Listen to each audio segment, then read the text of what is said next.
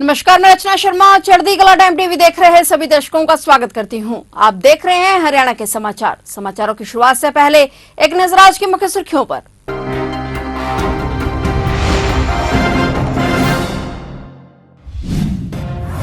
राज्यपाल बंडारू दत्तात्रेय ने दी दशहरा की शुभकामनाएं। राज्यपाल ने देशवासियों को दी हार्दिक बधाई। दशहरे के त्योहार को सुरक्षित मनाने का किया आग्रह।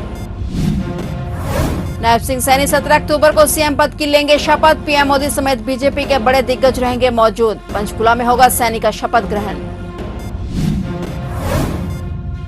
कैथल में बड़ा हादसा, कार अनियंत्रित होकर सिरसा ब्रांच नहर में गिरी। 3 महिलाओं और 3 बच्चों समेत 7 की मौत।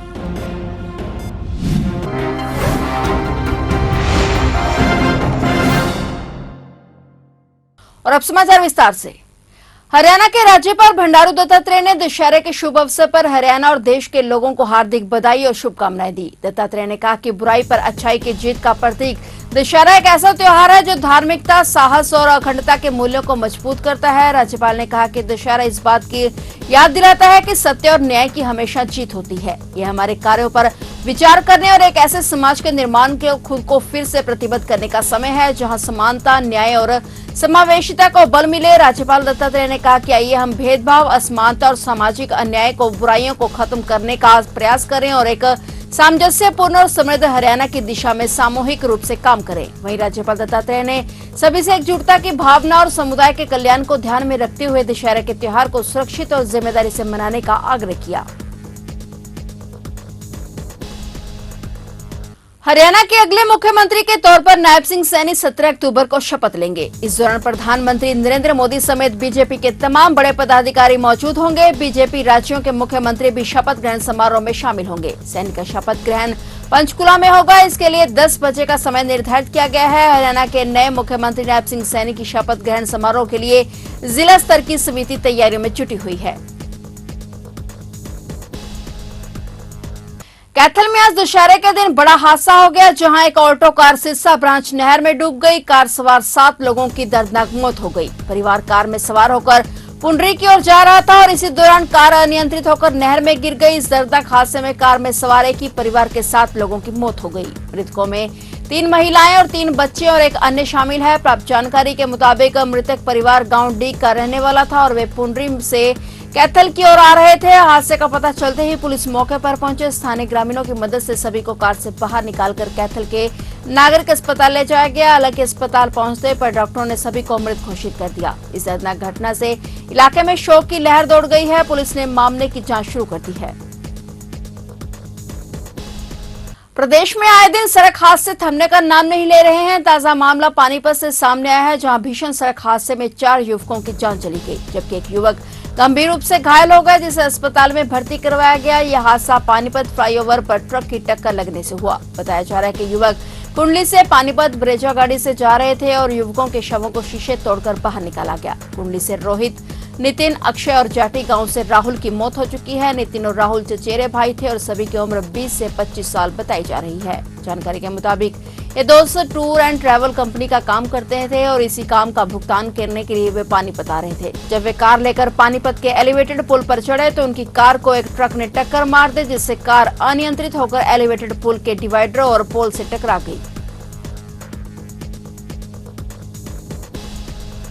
हरियाणा विधानसभा चुनाव में बीजेपी की जीत के बाद राज्य में तीसरी बार इनकी सरकार बनने जा रही है। इसके बाद अब जल्द ही परिणाम हरियाणा कर्मचारी चयन आयोग की ओर से ग्रुप सी के 240 ग्रुप के 25,562 पदों पर भर्ती के लिए रिजल्ट जारी किया जाएगा। साथ ही रिजल्ट जारी होते ही तुरंत युवाओं को ज्वाइनिंग भी करवाई जाएगी। इसके लिए सरकार ने सभी सीएमओ को युवाओं की मेडिकल जांच के लिए मेडिकल बोर्ड गठित करने के आदेश जारी किए हैं। बता दें कि सीएम नायब सिंह सैनी ने विधानसभा चुनाव से पहले घोषणा कर दी थी कि वे सीएम पद की शपथ बाद में लेंगे, लेकिन उससे पहले राज्य में युवाओं को नौकरी देंगे। इसलिए कहा जा रहा है कि शपथ ग्रहण समारोह से पहले ही अभ्यर्थियों का परिणाम जारी कर उनको नियुक्ति देने का तैयारी की जा रही है और इस भर्ती के लिए हरियाणा सरकार के साथ साथ HSSC भी अपनी तैयारियों में जुटा हुआ है। हरियाणा के विधानसभा चुनाव में करारी हार के बाद कांग्रेस नेताओं में घमासान जारी है। पूर्व मुख्यमंत्री भूपेंद्र सिंह हुड्डा और कांग्रेस प्रदेश अध्यक्ष चौधरी और देवान जहां हार का ठीकरा ईवीएम पर फोड़ रहे हैं, वहीं कई प्रत्याशी गुटबाजी को जिम्मेदार ठहरा रहे हैं। इस बीच कांग्रेस आलाकमान की ओर से मिल रहे संकेतों के मुताबिक हरियाणा प्रभारी दीपक बाबरिया और प्रदेश अध्यक्ष चौधरी उदयवान की छुट्टी हो सकती है। साथ ही विधानसभा में गैर जाट विधायक को विपक्ष का नेता बनाया जा सकता है। बता दें कि हरियाणा में मिली करारी हार के बाद कांग्रेस हाईकमान एक्शन मोड में है। कांग्रेस अध्यक्ष मल्लिकार्जुन खड़गे के आवास पर हुई बैठक में भी राहुल गांधी ने कहा था कि नेताओं ने अपने हित को पार्टी के हित से ऊपर रखा। इसी के तहत कयास लगाए जा रहे हैं कि हरियाणा के प्रभारी दीपक बाबरिया और प्रदेश अध्यक्ष उदयवान की छुट्टी हो सकती है और वहीं शैलजा को प्रदेश अध्यक्ष की जिम्मेदारी दी जा सकती है।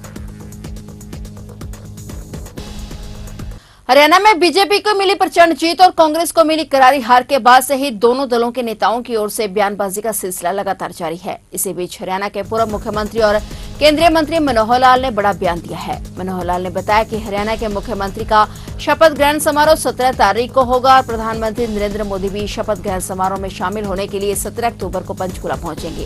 हरियाणा के तीसरे कार्यकाल की प्राथमिकताओं पर मनोहर लाल ने कहा कि भाजपा की परंपरा रही है कि जो कहा है वह किया है और जो किया है वही बताया है। उन्होंने कहा कि हरियाणा के चुनाव नतीजे का प्रभाव पूरे देश पर पड़ेगा। वहीं मनोहर लाल ने राहुल गांधी पर निशाना साधते हुए कहा कि जो नेता मुंह धोकर के प्रधानमंत्री बनने के ख्वाब देख रहे थे, उनकी हवा निकल गई है। विपक्ष को जनता ने जवाब दिया है और अब यह ईवीएम का प्रश्न उठा रहे हैं। कांग्रेस में एक परंपरा है कि सभी नेता आपस में एक दूसरे को कटघरे में खड़ा करते हैं।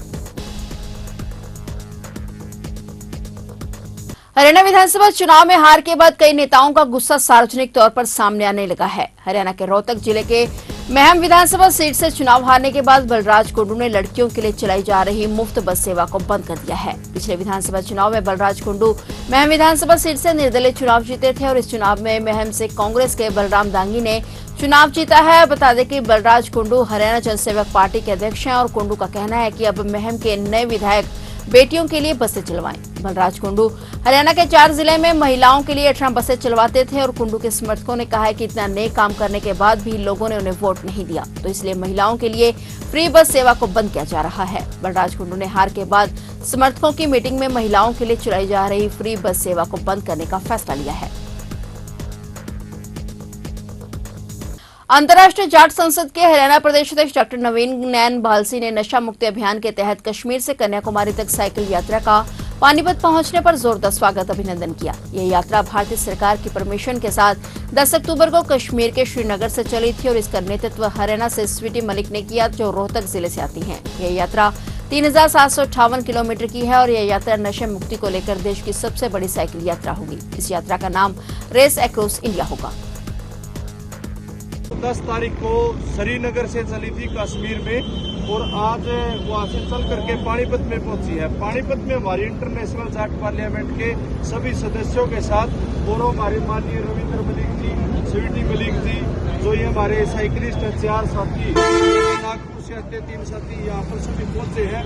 मैं तो इनका बड़ा गर्व करता हूँ जो श्रीनगर से कल 10 बजे चले हैं, 9 बजे वहां से चल करके आज 11 तारीख को पानीपत में पहुंच गए और इसके बाद ये 18 तारीख तक कन्याकुमारी में पहुंचेंगे।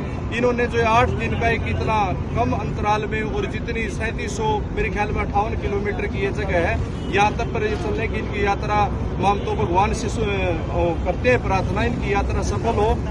फिलहाल हरियाणा के समाचारों में इतना ही और नए समाचारों के साथ फिर से हाजिर होंगे। तब तक के लिए देखते रहिए चढ़ती कला टाइम टीवी और मुझे दीजिए इजाजत। धन्यवाद।